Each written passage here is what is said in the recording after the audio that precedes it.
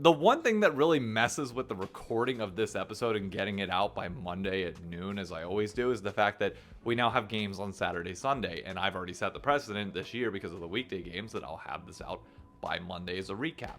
The problem is, it is now Sunday. Ooh, they might get him. And Golden Guardians and NRG are still playing right now. Oh, it was so close. NRG currently has a 2-1 series lead over Golden Guardians. So I'm curious to see what ends up happening here, but you'll know by the end of this episode what does. I have no clue yet. The Pit.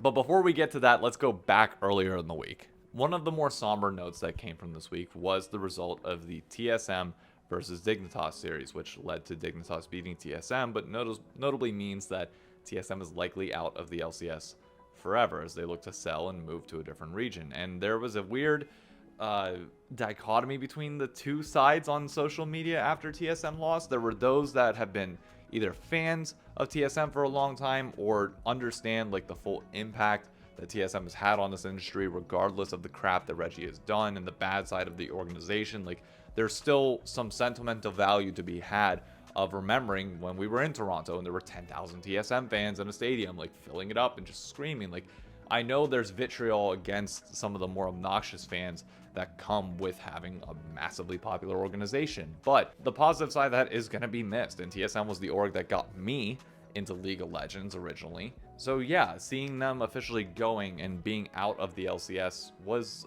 a really sad note and a really sad moment for myself and many. But there was the other side of people that are more than happy to see TSM gone, that just want nothing to do with them in the LCS, which sure, I'm not, look, take your pot shots, it is what it is, but I said this on Twitter and I'll reiterate this here. We need every fan we can get right now. Viewership is bleeding in the LCS, and I haven't even checked to see what it is right now. I don't want to know for this series, but we need every fan.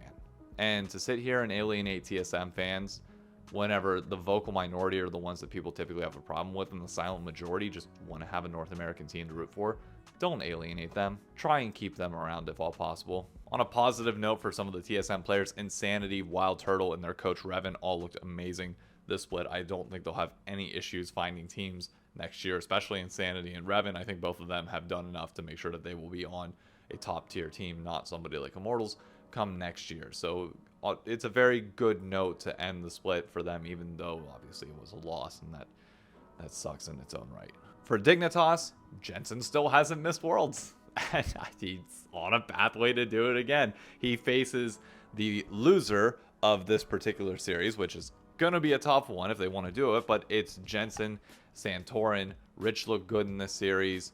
Tomo looked pretty decent. Like, overall, like, Dig looked good. So the question becomes, can they do it again? Well, not can Dignitas do it again. I don't know if Dig's ever been to Worlds. Maybe once, twice. I don't even know. But nevertheless, like, can Jensen and Santorin do it again? Because I think it'd be cool to have them representing NA over one of these two teams, maybe. But personally, my money's against that. We'll get into it later whenever the matchup is officially determined, because NRG is getting a lead, a 1.2k gold lead. Oh boy. Anyway, we'll get to them.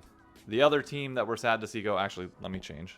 100 Thieves sent me this for my birthday, and I know some people aren't like the biggest fan of like the yellow or like lime green. As an Optic fan, I freaking love it. For those that haven't seen like kind of a retro back to it, I personally love it. Thank you, 100 Thieves, for sending it to me. If you want to know about 100 Thieves and my full reaction to their stomping, or well, getting stomped by Team Liquid, I did 20 full minutes on it, so it's all there. But just know, yes, 100 Thieves is out for the first time ever. Double Lift has missed Worlds in summer, or not, maybe not the first time, but the first time in a long time. Summer was always typically where he just won the LCS, and it didn't happen this year.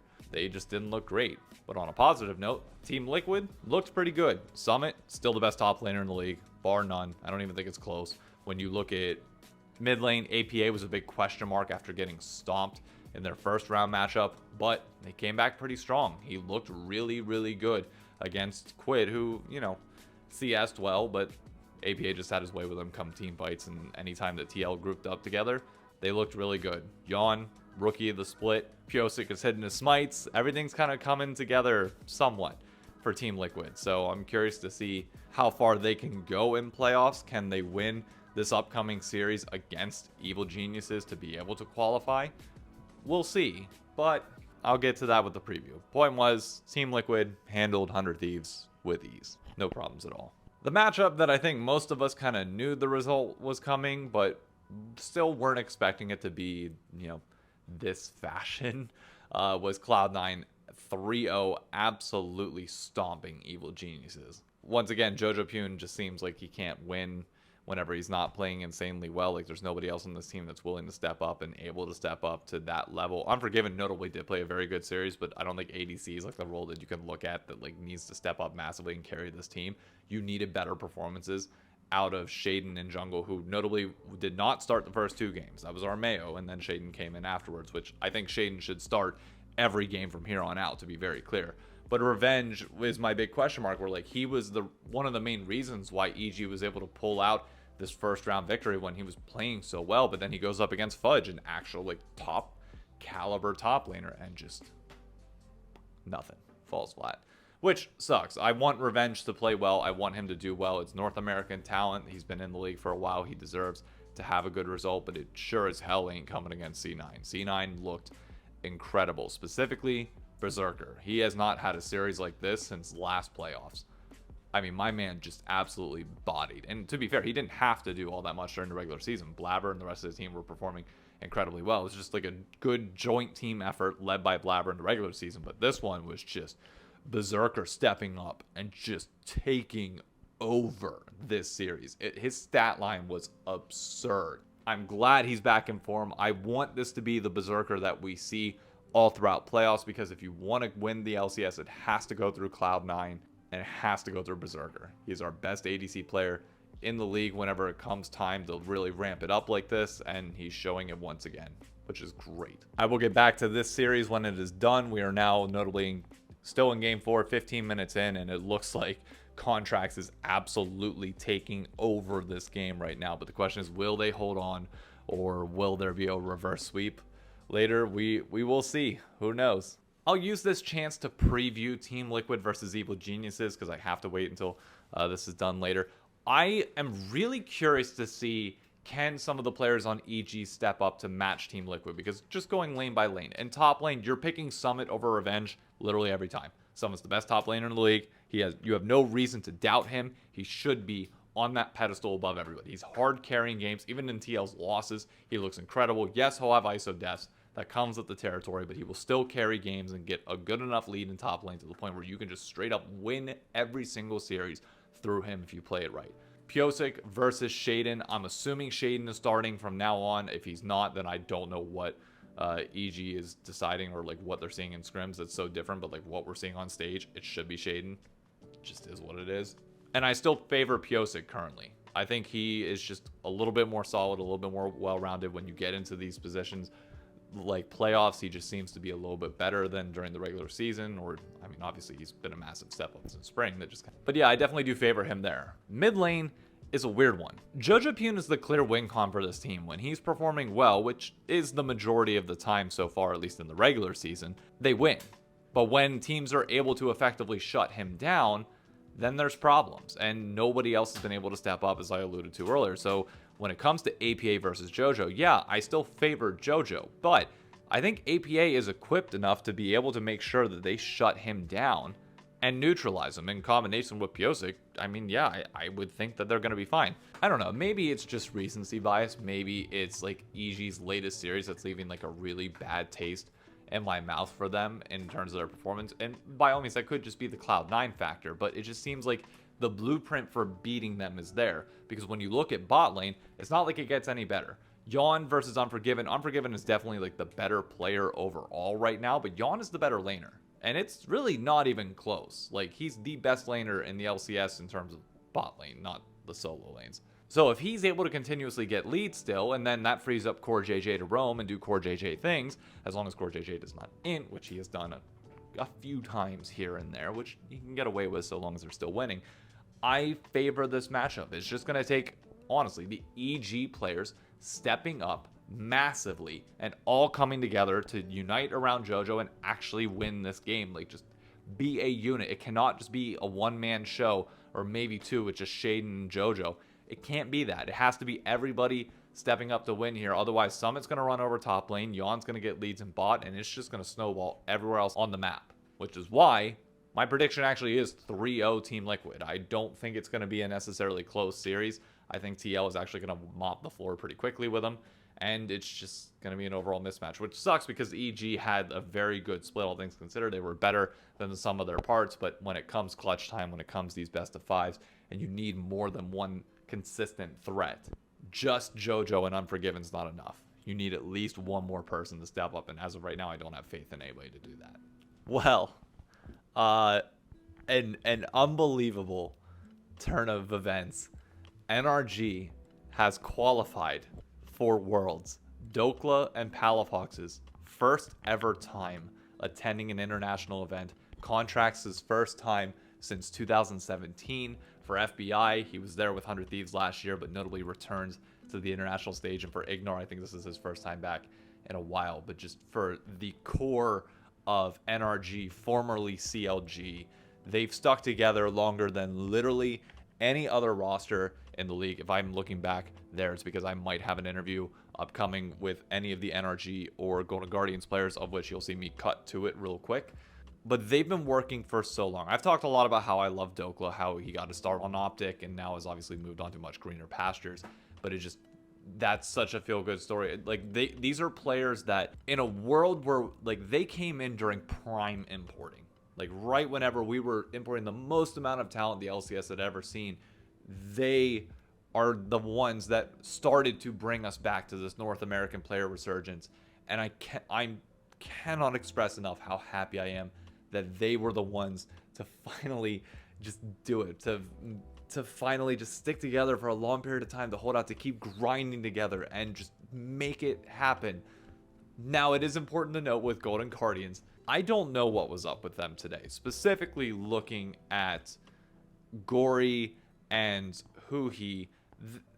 Gory had good moments throughout, but Palafox had his number a good bit of the series. Stixay had a Gala-like performance in Game 4 and was trying to win this game for them, but just overall, it just seemed like Golden Guardians as a team was just not on point because Licorice was getting pretty consistent leads in top lane, and just team couldn't do anything with it. Huhi just, their shot calling seemed weird, and whenever that comes into question, like Huhi's going to be the first one that you look at. And there is this worry in the back of my mind, and something that I've been keeping note of since MSI, of like Spooks talked about them being a little bit burnout coming back from it. And now that we're getting into the later portions of the season, like this is when burnout really starts to impact you. They now go into a matchup against Dignitas, which they should be favored in, but it's Jensen with a spot at Worlds on the line. So like this isn't an easy test either. Golden Guardians can't afford to rest on their laurels here or have another series like this where they will get beat. It might not be as clear cut as NRG was able to make this in like games 2 and game 4, but like they should be worried.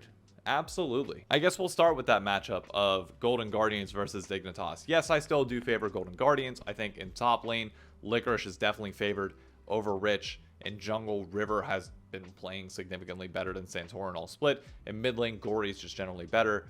I mean, why am I even saying this? In literally every lane, Dignitas is worse than Golden Guardians. But if Golden Guardians isn't on the same page and Dignitas clicks together, then Dig can win this. Like, this is a series that should worry you as a Golden Guardians fan, 100%. Does that mean that anybody's not going to pick Golden Guardians? No, they will. And if Dignitas wins this series, it should be considered an upset by almost everybody. Like, that weight and gravity should be given on this situation, because this almost feels like a Cloud9 2020 level drop off potentially if they were to miss this. But you still favor Golden Guardians pretty heavily, 3-0 in this series in my opinion. I think they'll rebound well, and I think they would be a really good representative to be that 3rd or 4th seed for North America going into Worlds. Again, the winner of both TLEG and Golden Guardians Dignitas guarantees that 4th spot. Now, whoever would lose from there, assuming it is like Golden Guardians TL, the loser of that would be in that 4th place match. The winner would still go directly to Worlds. So I don't think Golden Guardians is at risk of that yet. They're still the 2nd seed team, still the favorite coming into any series that they play in playoffs, barring when they play, if they were to play NRG or C9. But yeah, I mean, you now have a big question mark and a big open opportunity for Dignitas to possibly come in and cause a massive upset. I can't believe we're actually talking about this. I can't believe the matchup that I wanted to happen is actually happening, and that NRG is facing Cloud9 in the upper bracket finals. Now, you would think Cloud9 is going to be heavily favored in this, and they are. Despite the regular season, Cloud9 is absolutely favored in this. They smashed them in spring whenever it was CLG, or was it summer? I don't know. Nevertheless, CLG slash NRG, this roster has never beaten Cloud9 in a best of 5. So don't expect them to come in and win this. But that said, in the regular season, NRG has had Cloud9's number. Contracts has been the only jungler that in those matchups has been able to even come close to Blabber. Actually, we're going to pause that and cut immediately to an interview with a player who I don't know yet, but I just saw the notification. We'll get back to North America in a minute, but after game 2, there was a lot of talk about how you guys were really the first North American team to effectively play a poke comp. Like, yeah, there were some stumbles with the team fight around topside near Baron where you guys got wiped, sure. But in almost every other scenario with that comp, you guys were playing it incredibly effective, which is not something that we normally see in North America. Going into Worlds, there's going to be a lot of fear from people that you guys might just, adapt to the meta or do the same thing that other North American teams have done whenever you go internationally. Given that it's going to be your first time, what are your thoughts going into it in terms of still keeping that pedal or the pedal to the floor and just full throttling it and not changing your identity of what you are? Like, is that something that's in your mind going into it, or is it just you're going to go and figure it out? I kind of think that like our meta is actually World's meta pretty much. Like you can see like actually this is something that's interesting about every single major region and every single team that plays. Like KT has different prios, LNG has different prios, JDD has different prios. It's because nobody knows exactly what is the best comp in League right now, and it's literally just player preference. It's like, what do you think you guys are gonna shit on them with today? If you play this matchup, will you shit on them? If answer is yes, just play it. Like, why not, right? Yeah. So. Good to know. Are you nervous about Worlds at all? Or are you, like, is it purely, like, endless optimism, like, ready to go from the jump? All right, throwback to Optic Academy. We won our first 6 games in a row on that team, and then we lost 12 in a row. So I'm I know what losing feels like, all right? I've been on a lot of losing teams, don't really care. I think that for me, competition is like so fun and so exciting for me. Like, I mean, I just want to be the best, right? And I think that going to Worlds will help me like rise to the occasion there. So I cannot wait to see you guys on that stage. It's going to be great. But there's another stage that you will be on before that. Arguably bigger, because I think LCS final stage is going to be bigger than like group stage of Worlds.